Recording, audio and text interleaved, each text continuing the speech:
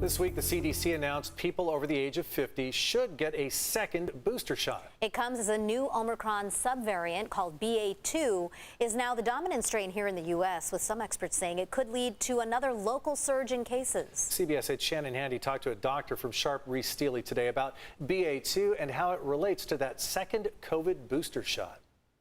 That doctor I spoke to says it's no coincidence that as BA.2 starts to spread, people 50 and older are being asked to get that second booster shot.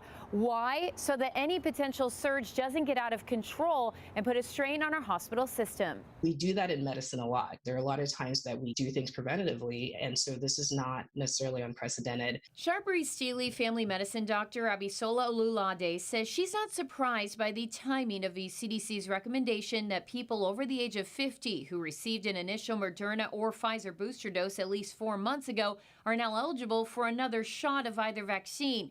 The Public Health Agency also said adults who received a primary vaccine and booster dose of Johnson & Johnson at least 4 months ago may now receive a second booster dose of either the Moderna or Pfizer vaccine as well. It comes on the same day the Food and Drug Administration authorized the second booster doses, and as the BA.2 version of Omicron has now emerged as the dominant coronavirus variant in the United States. It's actually a lot more contagious, so anywhere from 30 to 60% more contagious. What we've seen is that in most cases, it only causes mild illness. That's not the case for everyone, especially in people that are unvaccinated. While these latest COVID numbers from the county may indicate a recent rise, a spokesperson tells CBS 8 that's not the case.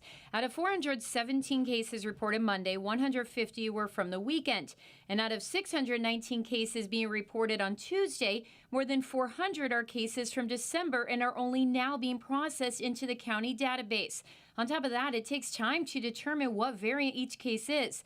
Still, Dr. Olulade says she and others in her field are preparing for a surge in BA.2, saying local wastewater testing shows it's here and spreading. It can be confusing because when you look at those case numbers, you're not seeing that. But we have to remember that when we see a case, it takes us a while to actually do the sequencing, and that can actually lag. Wastewater surveillance is actually innovative and is predictive because that actually tells us what is happening now. And what we're seeing from that is that BA.2 is actually now dominant. Again, that second booster shot is only recommended for those 50 and up or those who are immunocompromised. As for the rest of us, Dr. Olulade says we should wait until we're authorized to do so.